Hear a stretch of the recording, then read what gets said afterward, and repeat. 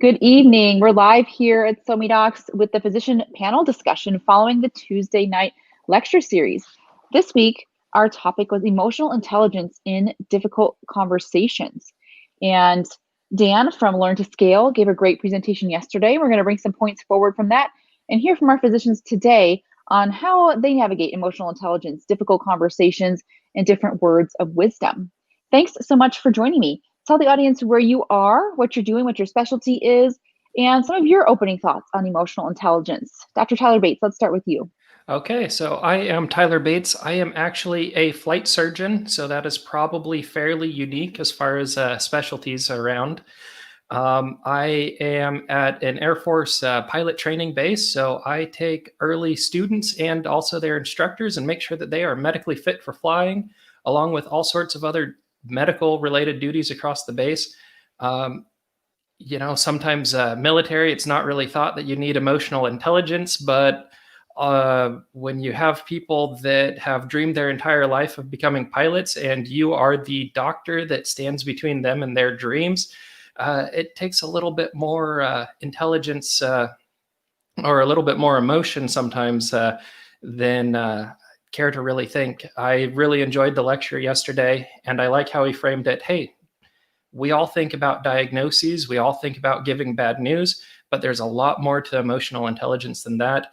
And I think that's great, especially since when I told my wife I was asked to do this, she laughed and said, what are they wanting to get from you on this?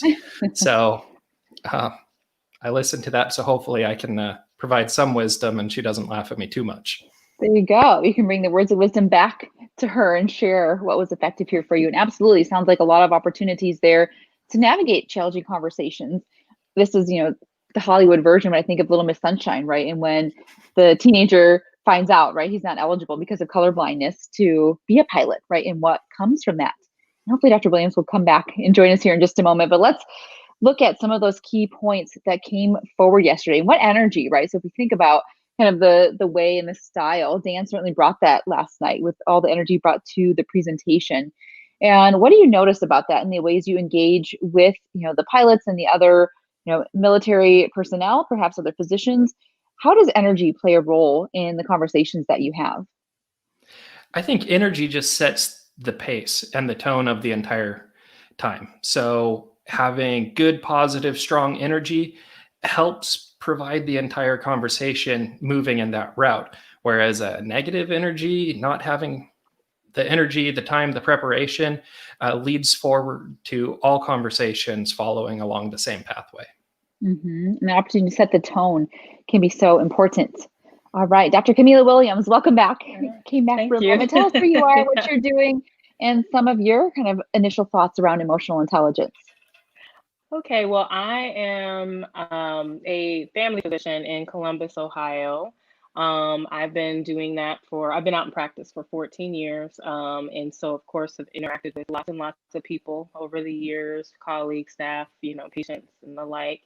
I thought that, and I'm also a podcaster. I have a podcast called Pivot and Bloom. That's about the cycle of wellness. So that's my little passion project. But the emotional intelligence piece was really interesting. I realized there were some things I could work on, but also some things that I had been doing in my daily practice that were helping me to really understand who people were and where they were coming from, and to kind of pick up on things that may prevent them from moving forward with certain things, those difficult conversations about, and since I talk a lot about wellness, about their, life choices, their dietary choices, things that they can help, sometimes things they can't help, but getting to the bottom of that really relies a lot on, having that emotional intelligence. So I thought it was really interesting that I was already more adept at that than I thought I might be. Yes, that's great news. And is that the Pivot and Bloom icon behind you?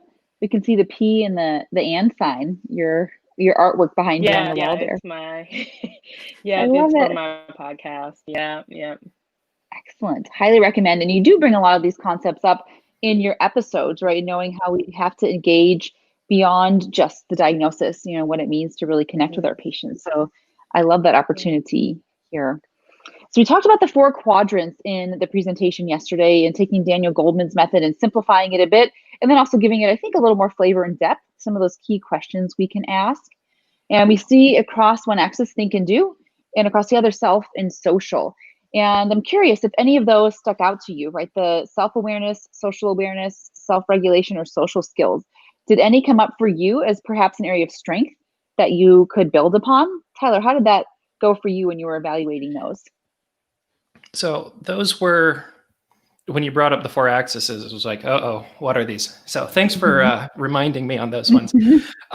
And, they're all important, but definitely I kind of want to tie the self and then the social together of you've got to know yourself. You got to know your own strengths. You got to know your own weakness in communication. And I especially take this with the whole working with coworkers, working with other medical professionals.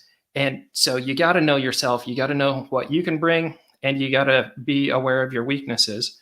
And then I think that also goes in, I'm putting this into social on my interpretation of it, but you also have to understand where the other person that you're going to be working with is coming from and what their strengths are, what their weaknesses are, and also how they perceive that. So that's what really stuck out to me on his 4 quadrants. And how about for you, Kamilah? Self-awareness, social awareness, self-regulation, or social skills, did any of those really resonate as a place of strength for you and where you can really make a difference in conversation? I think the self-regulation piece, I think I feel like I'm hyper aware of myself, and how I'm moving and speaking. And, like I said earlier, I can always improve in areas, as we all can, I'm sure. But sometimes it's really interesting how I'm watching them, and I'm also kind of in tune with my own body language or how I enter the room, or, what I might be giving off that I can change. And so sometimes I have to stop and slow down and kind of adjust that so that the person feels more comfortable, opening up to me or telling me what I need to know. So I find that that's something where I'm strong. And I think so important to notice too that receptiveness, and as physicians, it can be part of our training, and also we can sometimes get caught up in what we already know, and like you said, the pace of what we're doing, and being able to pick up on, like, is someone actually retaining what it is I'm saying, and be able to pick up on that and adjust accordingly can be so helpful. One thing that was really interesting to me, and I'm a coach, and I spend a lot of time, explaining to clients and patients that we aren't in charge of anyone else's thoughts, feelings, or actions. And I'm really curious, perhaps, Tyler, for you, how this comes across. But Dan made the point, and he alluded to that, right? We're still responsible for ourselves, and that's where that self-regulation is important. And he used words like leverage. How do we leverage other people's feelings, and how do we use that influence we can have on others? How do you see that coming up for you? And while we know, again, we are only in charge of ourselves, we can see too how energetically we have an exchange with people. How do you notice that self-regulation coming up for you in that potential to influence others for the better or for the worse, or how you're influenced by those around you? Tyler, let's start there. Every day, every interaction, is that a valid answer? I'm trying to think of any specific situation to identify that on. But, leveraging what do you have, again, kind of what do you have to offer, and what kind of came to mind, I think it's a little bit off. But I had a thought, you brought up the Little Miss Sunshine thing. And most of my job is already taking care of people that have been selected for pilot spots. But occasionally we get somebody that's coming through that they want us to do a medical evaluation to make sure that they meet the requirements. And had somebody that did not pass the vision, not color blindness, but just couldn't be corrected. And you kind of want your pilots flying at 20/20. But there's other jobs that they can do flying, but not in the front seat in control of the aircraft. And so that was kind of one of those leveraging where I knew there was no possible way this individual was going to get past. The Air Force would say, no, they are not going to be able to be a pilot, not going to be able to be goose either. But there's a couple other jobs. And, that's kind of the talk. It may or may not be considered a negotiation, but hey, here's the standards that I have to follow. I cannot fudge this, but I can offer you these other things. And that's kind of the negotiation, leveraging, where there's definitely always going to be hard and fast rules. And even when working with coworkers or working with technicians, other people that were leading as the physicians, and even working with our patients, there's non-negotiables like, hey, I'm not going to be giving you 300 pills of Norco. But hey, what can we kind of talk and negotiate about? So that's kind of what came to mind for me with the leverage is we definitely have non-negotiables, but we have other things that we can offer and try to meet somewhere in the middle to have a mutual understanding and mutual benefit. Absolutely. I think that's so helpful. Kamilah, how about for you? Have you noticed a space where you can leverage your own way of being? You mentioned the pacing, right? An opportunity there to slow down, or ways that you might be influenced by others and how you notice that? I'm sorry, it was cutting out. I didn't hear the whole question. Yeah, we're just looking at how we talk about, having responsibility for our own thoughts, feelings, and actions, but also there is the opportunity to have the energetic exchange and influence. And I'm wondering if that comes up for you either in leveraging that, right? How you can influence or perhaps motivate, that might be a friendlier word, or how you might be impacted by others when you're noticing their energy and their own self-regulation. I think that, oh, sorry, here I'm having a connection issue. I think that in my opinion, I can kind of, feel the room a little bit. You walk in and like when I have, a couple patients or a patient and a family member, and you're seeing this dynamic between them, and you're trying to kind of gauge. Sometimes it might be somebody who doesn't speak English and there's like this unspoken language between them, and you're trying to feel that out. And I think I really believe in aura and like the sense of energy in a room, and learning how to navigate that. Sometimes you walk in and you might be in more bubbly mood or a more excited mood, and the person is crying. So that's one of the more obvious ones. But if you're noticing that, something I've had to work on has been, really digging into that. Sometimes they may not want to talk about it, but a lot of times it's something that has, especially in family practice, that has brought them in, of course. But sometimes it's not anything to do with, your visit at all. But I found that really tapping into that, even very briefly, has really helps people to engage and open up, and may even help them to do things, to be motivated. And so I had someone today who was, looking to improve her blood pressure and wanting to change some things. And I just started talking to her about, her diet and different things she could do. And I was going off of, how she was feeding back with me. She wasn't saying a lot initially, but just kind of, based on some things she had told me, just saying, I know what it's like to go through this or to go through that, and being able to use that to really motivate them, get them to that next step. So I leverage that quite a bit, too. So.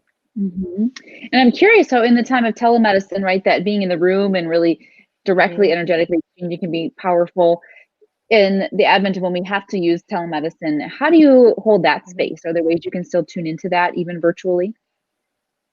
Yes, it's not easy, of course, because you're kind of, like we are here, there's connection things, and you're trying to make it as seamless as possible.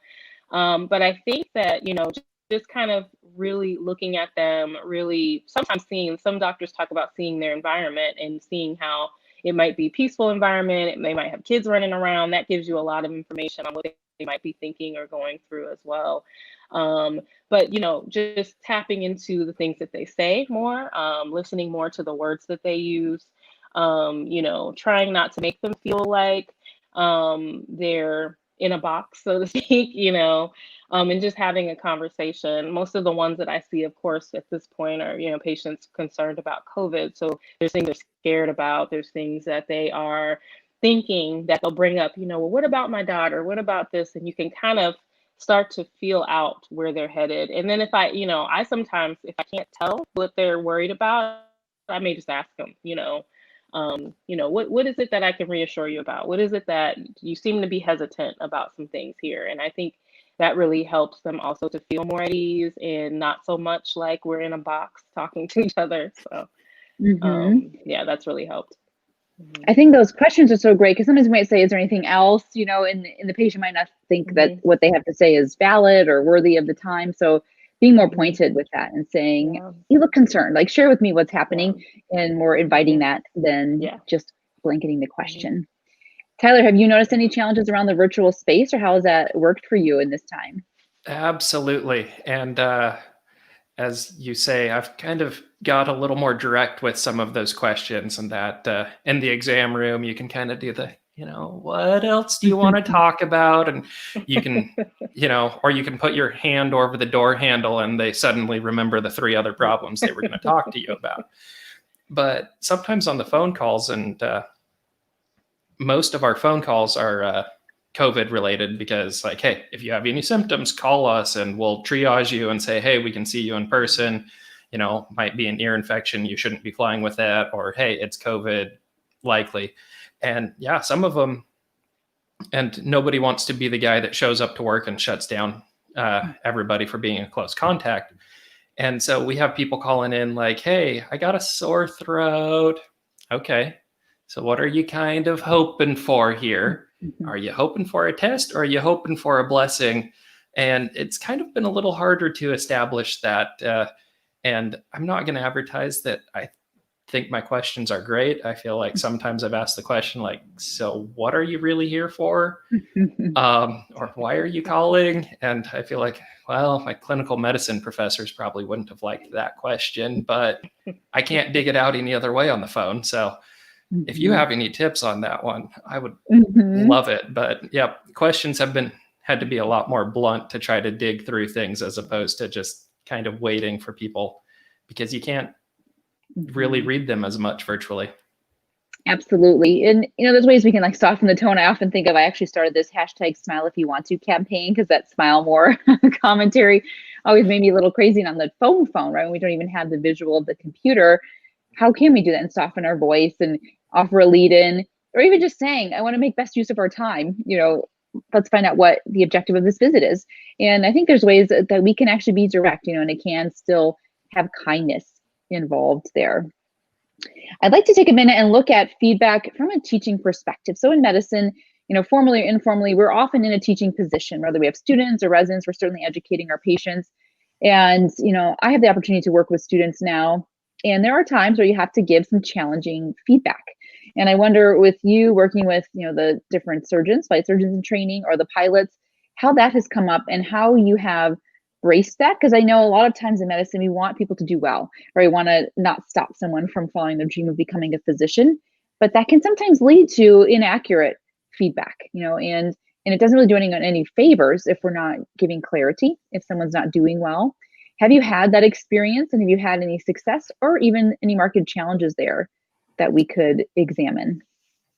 Absolutely. I honestly feel like I could write a book on certain things with dealing with pilots, but also, others. So we have in the military medics or technicians, Air Force, we typically call them technicians. And they are young, 19, 20, straight out of high school. They go through boot camp and then, I don't know, like 4 months of school or something like that. And then they're thrust out in the clinic, and we expect them to function kind of as an LPN level. But, there's a lot. And then, of course, every doctor is different on how they do things. So, they come straight out of school and they think they learned the way to please one doctor, and then they turn around and work with you another, and like, what is this?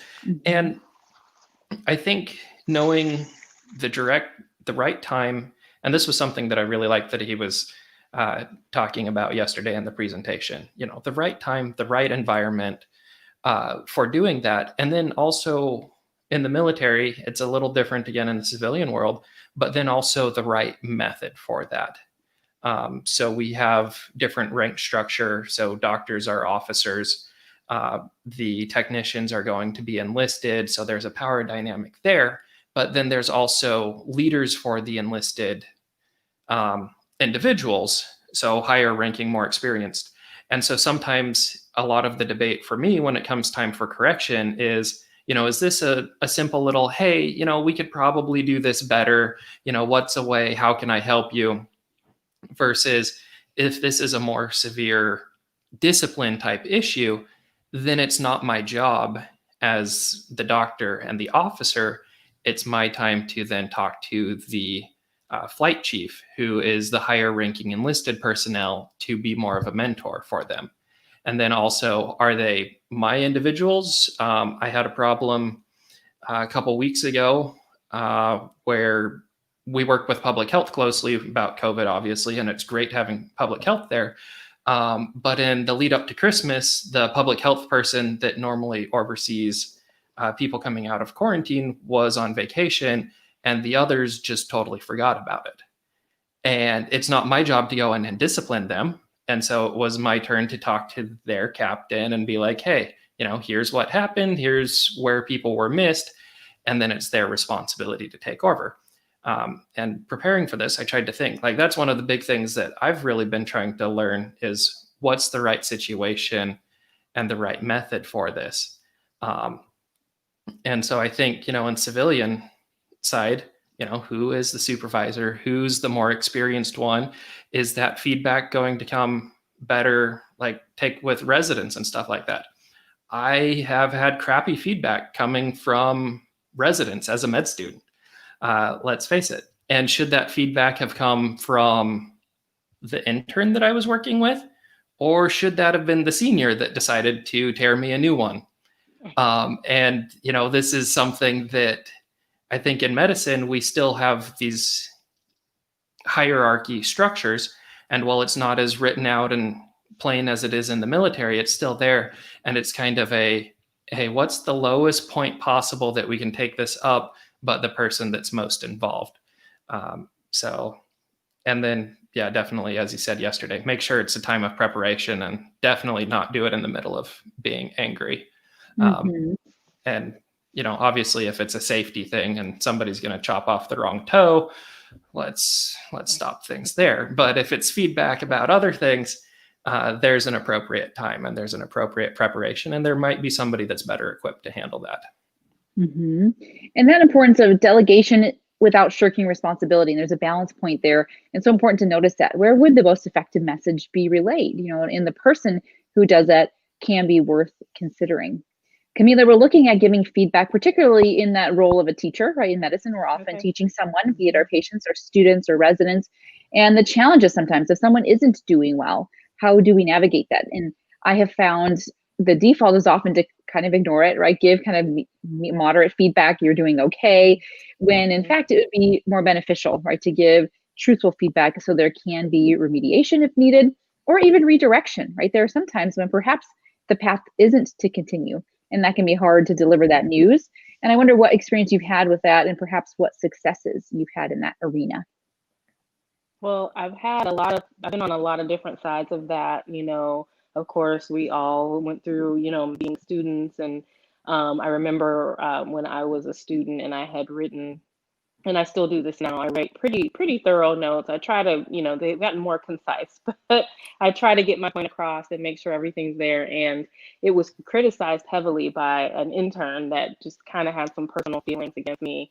And it was one of those things when I was listening to the lecture yesterday, I was like, wow, that was, not appropriate, but it was like, oh, these notes are terrible. And, it was totally personal, but it wasn't necessarily constructive criticism.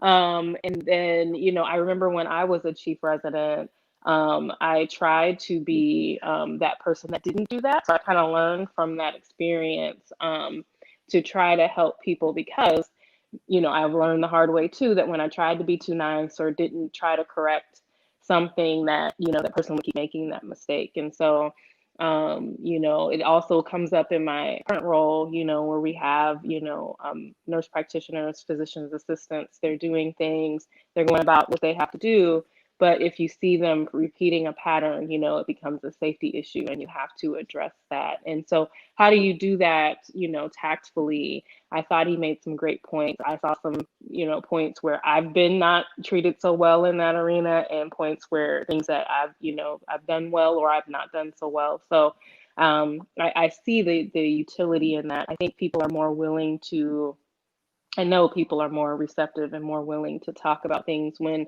you don't bombard them. They're in the middle of clinic and they're, you know, busy, and you're like, hey, I want to talk to you about this horrible, you know, thing that happened that you did, or, you know, whatever it is. It's very distracting. And I've had that happen, you know, where somebody gives you bad news in the middle of seeing patients. It's just unsettling. So I have found that I have learned from those and really try to be respectful, and also picking your battles, which we all do. You know, if it's something that can kind of, you can let slide, you know, maybe they just were having a bad day, not a safety issue, just something that may need to be addressed, then, you know, we kind of, you know, look at it that way as well. So there's definitely some very useful tips in that portion of the lecture too. And I see that opportunity within the self-regulation on how do you set yourself right before you give the feedback, and setting that tone, like we talked about the energy exchange. And I also think of Amy Cuddy's book, right? The power poses. You do want to have authority, right? You don't want to necessarily be apologetic about the feedback, but then also, you know, soften it and be compassionate, right? We could be compassionate, clear, and kind in there. Have you found any tools for that? Whether that be literally like the position of the room, like how you're seated, or any kind of, you know, mantra you take with yourself into that space before you go to give feedback in a difficult conversation. Tyler, any thoughts around that? Pretty much the thought that comes to mind. I haven't read the book that you referenced, but I tend to like to set things up very similar to what they recommended, kind of with breaking bad news on patients. You know, whether it's the exam room or in the office, you know, make sure both parties are seated. You know, if you're disciplining them and you're standing up, that definitely is way too much of a power trip personally for me. You know, make sure it's a comfortable situation, because it might not be a comfortable situation, but trying to set things up. And then one of the things that I learned earlier on, kind of like college age, is just kind of try to remove the barriers. So I'm not the biggest fan of having like the giant desk in between when talking, but more of, hey, the chair kind of by the side, so that you can have a more personal, close thing, with just trying to break down as many barriers in between you and the person that you're talking to, and try to be on the same level and make sure that they're in a comfortable situation for that. Absolutely. Kamilah, any powerful tips there, pun intended perhaps, how you navigate that space and set yourself going into such a situation? Yeah, I haven't read that book either, but I tend to, especially when I need to be very direct, and I tend to be pretty direct when I talk to patients anyway. I don't believe in sugarcoating things, because then they just get confused and don't really understand the instructions. But I tend to, you know, we have those little rolling stools, so I'll kind of roll my stool over away from the computer, try to face them. You know, we can't be super close with COVID, but I find that if I'm kind of facing them, same thing, on the same level, you know, knee to knee, whatever that might look like, they tend to be more receptive to what you're saying. It doesn't feel like you're dictating to them, you know, and then also just, you know, going back to tapping into, you know, the feedback you're getting, you know, what's causing you to not take your medication? What kind of things are preventing you from doing that, versus you need to take this and you're not, you know. So I think that, you know, those things are both, you know, kind of disarming techniques that keep people from feeling like you're attacking them. Because once they feel attacked, they go on the defense, and then you can't get anything through. And I think that works just as well with resident students, anybody else that you have to give that type of feedback to. Even my staff, like my MA is relatively new for me. So when we meet and we talk about things, she comes in my office, she sits in the comfy chair, and we just talk, you know, rather than it being like I'm telling her what to do all the time. Like, how are things going? You know, what could I do better? You know, those kinds of things. And it's just something we need to address. She's pretty receptive, but if there's something we need to address, I find that kind of makes it more comfortable for both of us, being in the same room on the same level kind of thing. Absolutely. And that segues nicely into then how do we receive feedback, right? So you open up that opportunity, right? You give your MA the chance to tell you the experience that's being had. And so what do you notice about that? And perhaps what your initial reactions, right? Your kind of gut instincts are, and how perhaps you might have tempered them or held space for feedback of all sorts, both difficult or critical feedback perhaps, or accolades. Sometimes we're not so great at taking that, and there's a lot of deflection that happens in medicine. So Kamilah, how about for you? What do you notice about that when your MA might say, this isn't going well, or I don't like when you do this? How does that come up for you? I think we all initially get a little defensive because we want to believe we're doing the right thing at all times. So, you kind of get a little, tense, and, you feel like maybe, there's something that they don't understand about what you have to do. But that's how I step into that. I usually, in that moment when you're being confronted with that, you've opened the space for it. So you're kind of prepared for that in a way. But I kind of take what I'm asking her, and I turn that around, and kind of think about like, well, where is she coming from with this? What is she thinking? What are the things that are causing her to feel this is not great? And then I try to explain it, this is why I have to do this way. This is why I have to, do this particular protocol. But I'm also open to her suggestions. If she says, well, I thought we could maybe do this or do that. Sometimes it's something I didn't realize she could do, so then it's a positive, something I'm doing that, that I don't need to worry about, that she can handle, or something she's willing to do. So I find that it's pretty positive that way when it's more of a dialogue, and I open that space for her to tell me if there's things, because if you shut off, I think he mentioned something like that. If you make that space kind of hostile, people won't give you that feedback. And it's really important to have that when you're working closely with someone. Right. And opening that conduit. So when you have that as the culture, so then she knows when there is a problem, people are more likely to come to you with a concern versus, right, talking behind your back or just being increasingly frustrated. And so when you open that, even then there's that thought, oh, when something isn't going well, there's room here. There's room here for me to share my experience. So helpful. Tyler, how about for you, receiving feedback? How does that go well? What are the challenges around that for you? Well, I think exactly as you both were saying, is opening it up, and I like to actively seek it with those that I work with. Like, hey, what can I do to help you out on this? And kind of start that. While it might not be like, hey, tell me everything I'm doing wrong as a doctor, but, open it up like, hey, is there anything I can do to help you? Is there any way that I can communicate something better? And I go in and ask for it. And, definitely the first couple times, no, it's fine. Don't worry about it. But just being in that routine of asking, opening it up so that when there is something, then they can come to you, feel like they can approach you, that you've built up that entire kind of culture. It's kind of hard to say culture when it's, you individually, but I really hope, and one of the things that I work with those that the other docs I work with, and, our mutual technicians and all of that, is honestly just having an open culture where if something happens, people can talk about it, because we get so entrenched in what we're doing that often we sometimes don't see things. And I also try to remember and put myself in the situation of being the scared medical student to, like, how would I want to, if I was asked to give feedback and stuff like that. So I try to be as open and welcoming as possible to it. And sometimes it hurts, but also looking at that and saying, hey, where is this? What is something that I can do better? Because we're a team, and ultimately it's not about one person. It's about how the whole team works together. And I think that's such an important point. And I've talked before about reuniting power and responsibility in medicine. And sometimes the challenge is because we've been given the responsibility for things we truly can't control. And for ourselves, re-highlighting what those actual appropriate arenas are can be so helpful. But I do wonder, in self-awareness as one of the objectives yesterday in receiving feedback, where it might not be verbal, it might not be from another person, but perhaps it's from a situation. So perhaps we have a poor outcome or an unexpected outcome, which we could look at as a failure, and we could all decide if we want to use that word there. But how do we react? What are the ways you kind of cope with or deal with those situations when there is a less than ideal outcome available, perhaps in patient care, and perhaps not a fault issue, right? But simply just an outcome that's less than desirable. How do you handle that? And where does that self-awareness come in for you there? Tyler, how about with you? So, I mean, it's definitely a progress, or a process.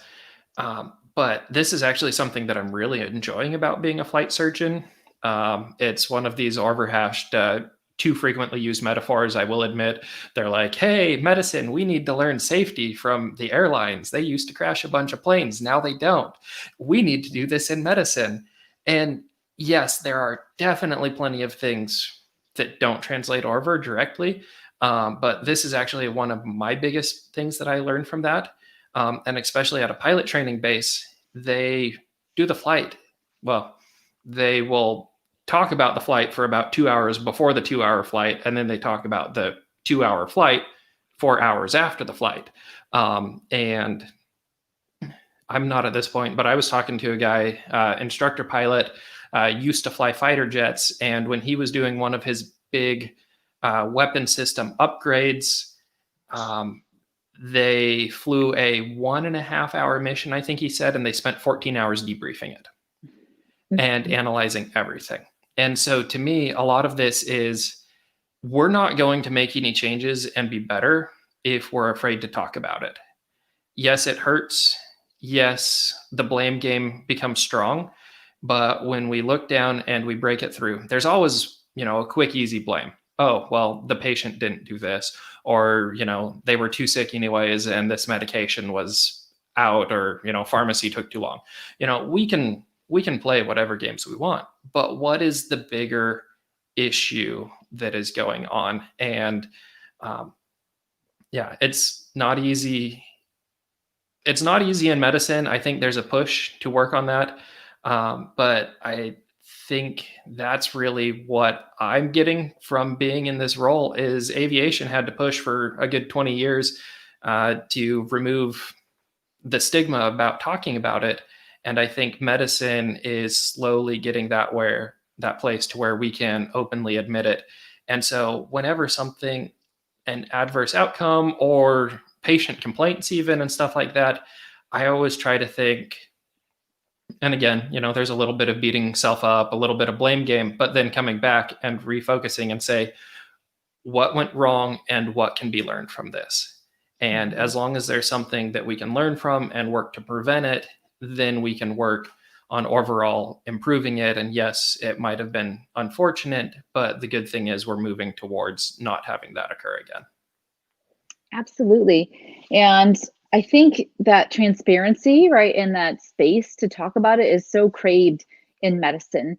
And if you follow Dr. Sasha Shillcutt, and she wrote the book Between Grit and Grace, and shares in there when she's a keynote speaker all across the country, and shares a case, right, where things did not go well, and she's very open and transparent about it, and admittedly for years wasn't, but as soon as she was, everyone in the audience comes up to her afterwards like, thank you for saying that. I've held this for so long, and to be able to just process it and think about it and go there, we're needing that because we're still humans, right, providing medical care, and to have to bottle all that up can be so constraining.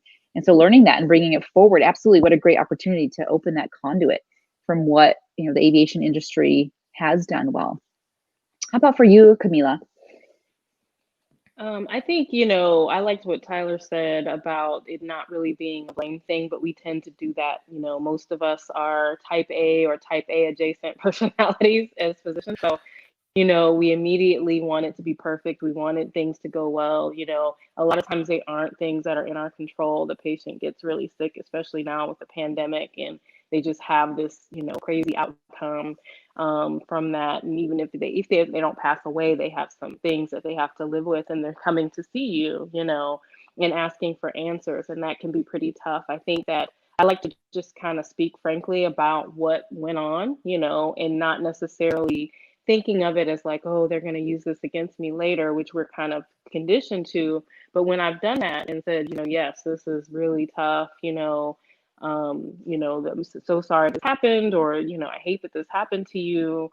But if I notice too that they're pretty resilient about it, like they, talk about what's going on with them and but they're, also, they're lamenting. They're like, I hate that I have to do this now, or I hate that what this came out, but they're, like, well, but this is what I have to do. I really commend them on that too, on their strength in that moment, because I feel like, it takes some of that pressure off of both of you of trying to make this right. It's something that didn't go well. We can't sugarcoat it, but we can try to see the good in the situation. I also think that we do need to embrace expression, in medicine, being able to express that. A lot of times when there's some type of error, we feel like holding it in and not telling anyone and not talking about it. And when we do, it's very upsetting and very traumatizing. And, those things can not only affect you psychologically, but physically, holding that in. I think we have a lot of that. We have a lot of patient situations that we can't control, but somehow we take responsibility for. And it's a reason why a lot of physicians suffer. And so I think it's actually really severely important that we start to embrace that, start to teach that in medical school, start to teach that in residency, to encourage people, not, the, morning report thing, but just sitting around and talking about things that we may not be so comfortable with. I know that the residency program that I graduated from, I still work with some of the residents sometimes, and they are doing that type of thing, and they say it's very helpful. I think it's great to have them start doing that at this level before they get out by themselves and they don't have anybody to vent to. So it's really important to do that. Yeah, that catharsis and conversation. And I will say, for me, in this time of COVID and connecting with physicians in different ways has opened up some of those spaces for, because perhaps, it might be ideal with your own colleagues in your healthcare system, but it might also be nice to have that one level, right, of, I don't want to say anonymity, but, not such that the closest there to be able to hash that out and just share. I've seen too, some of the more rare specialties come together and create these groups in this time. And similarly, sometimes others don't necessarily understand our struggle when it is unique to a certain way of practicing. And I wonder, Tyler, for you, how that comes up, right? You said flight surgeons, not perhaps the most classic specialty, but do you find a thread of that or sense of community around that in the military? Yeah, because we're not really uncommon in the Air Force, but outside of that, we're kind of different. There's actually a really good community thanks to social media. And it's a really active community where if somebody has something going on, whether it's, medical standards or computers not working right, because we have a giant,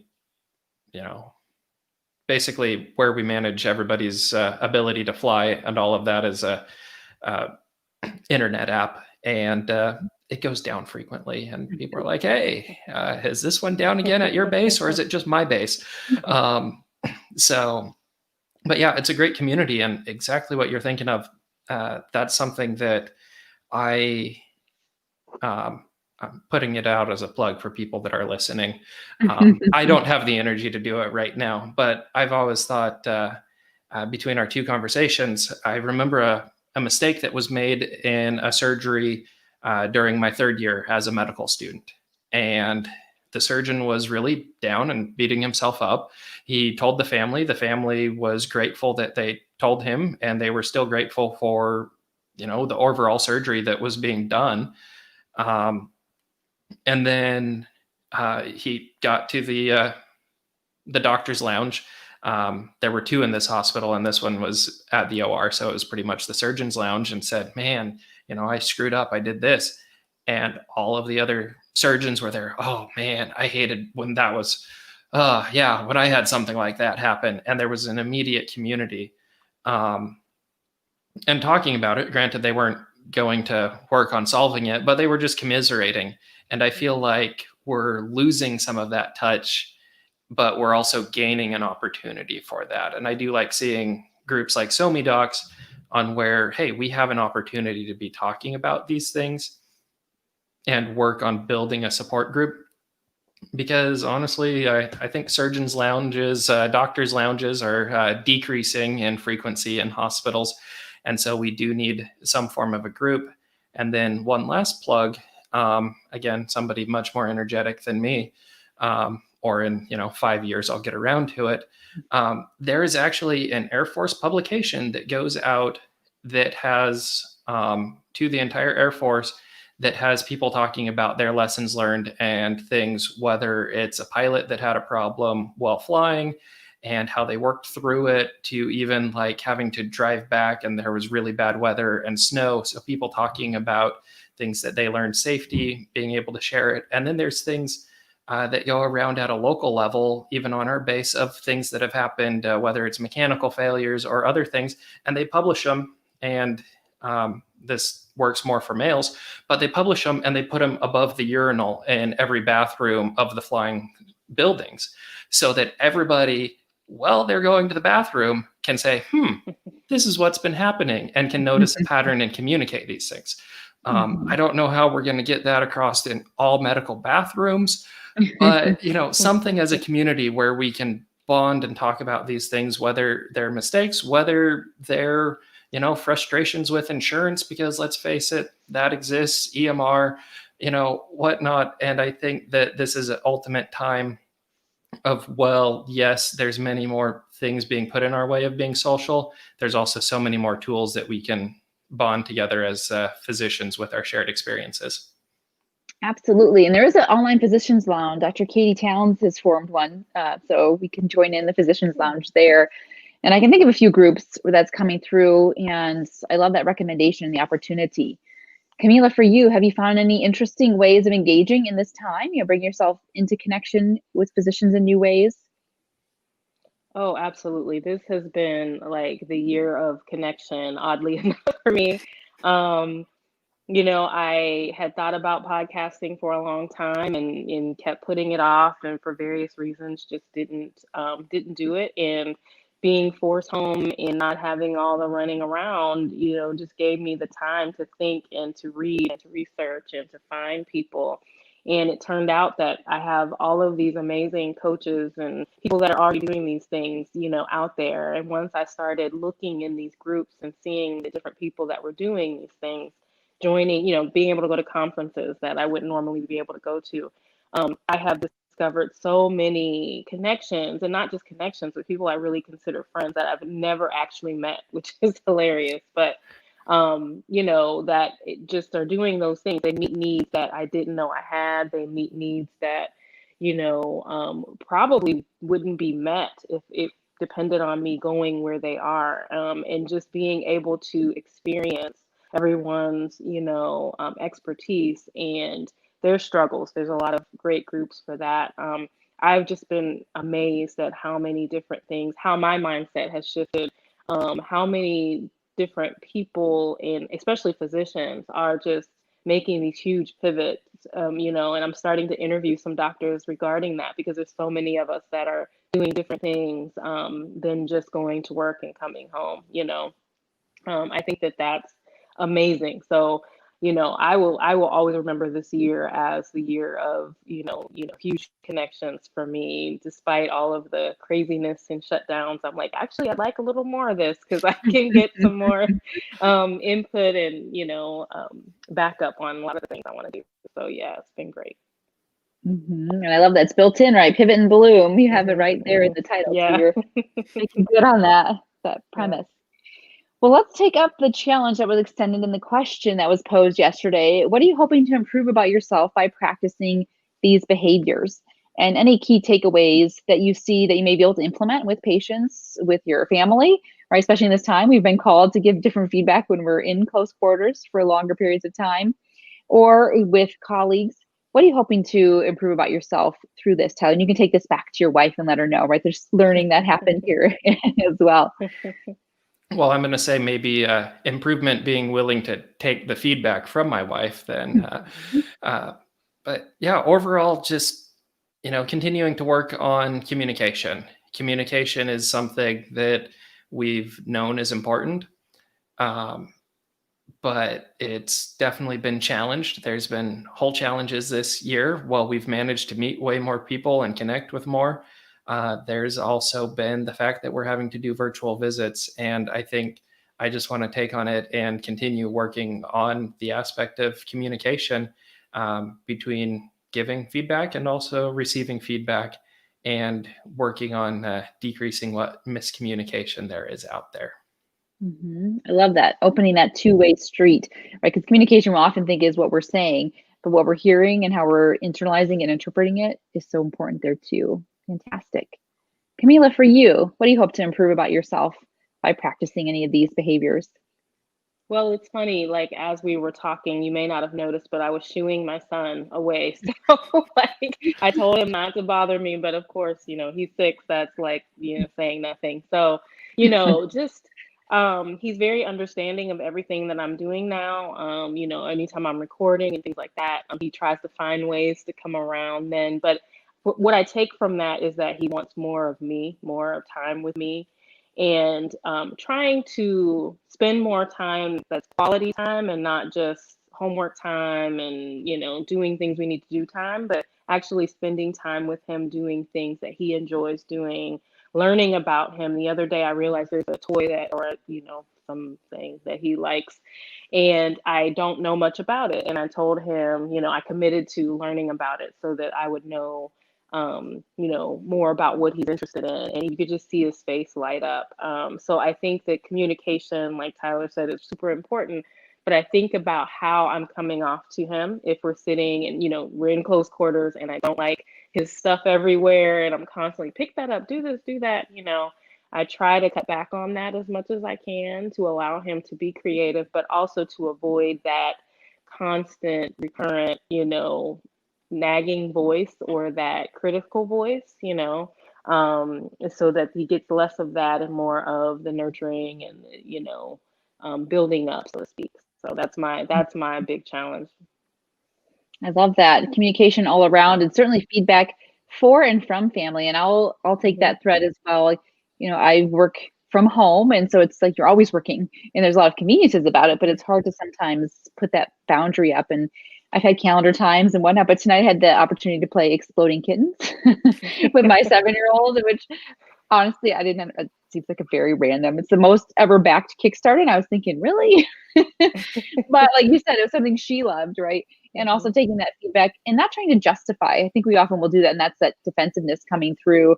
And when they say, we could use more of you here, and you think, but I was here for X hours, and thinking, is that really helpful, right? Is that really, the counterpoint to be made there? And so I'll agree. Communication, and one of my goals has been fun, and perhaps opening up to feedback on like, are we having more fun? Is it just fun that looks like it for me, or for those around me as well? And I do think that then trickles over into our professional lives. For upholding that well at home, we show up better when we're at work.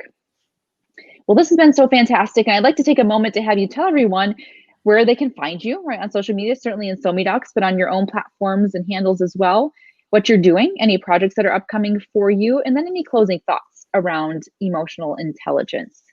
Kamilah, why don't you start and let us know? So as I mentioned earlier, I have my podcast. We're a little over 6 months in. I just released my 30th episode, which I just couldn't believe. So it comes out every Tuesday. It's housed on Buzzsprout, but you can find it on any of the major streaming platforms. Pivot and Bloom has its own social media sites. On Facebook, it's Pivot and Bloom. On Instagram, it's at Pivot and Bloom Podcast.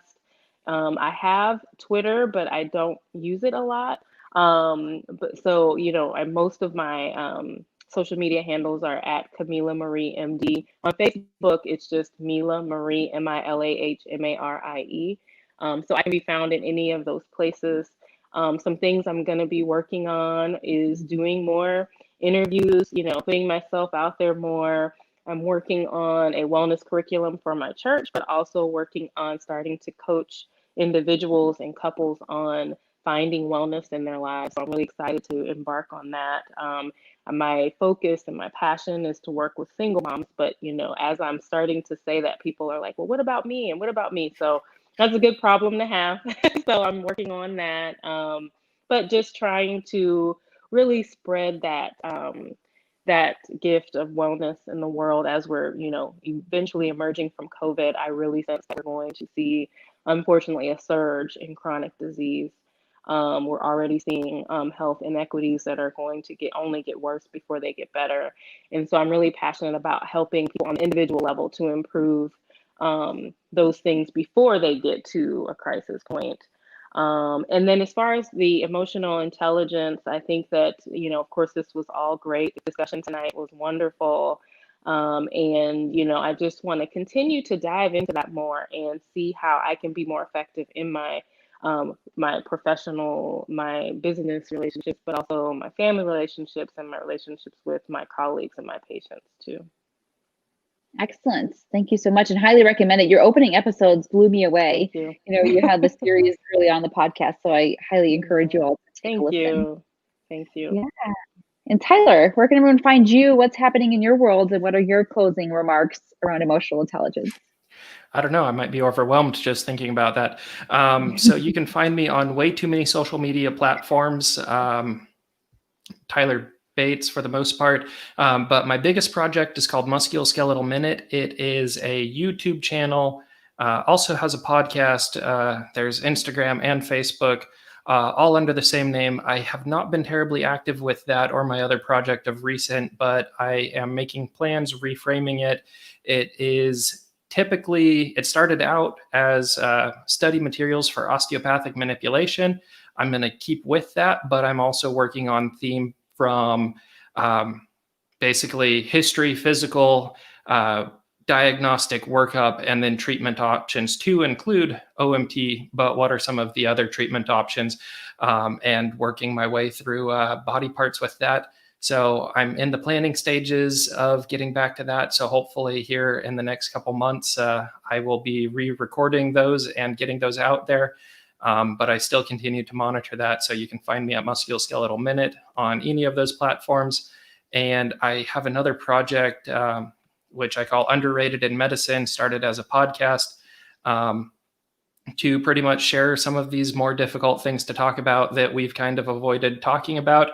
And yeah, it's actually really hard to create a podcast on things that you avoid talking about. And so there's so many things to talk about, but it wasn't received terribly well. So I took a mental and emotional break from it. But I do think that there are really good things. I probably have 10 episodes that I've already recorded. I have many more that I can do.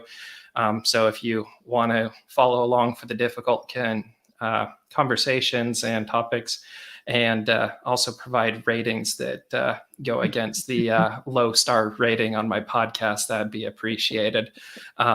But that's, it aligns with the title, right? So you're just getting underrated. Exactly. There we go.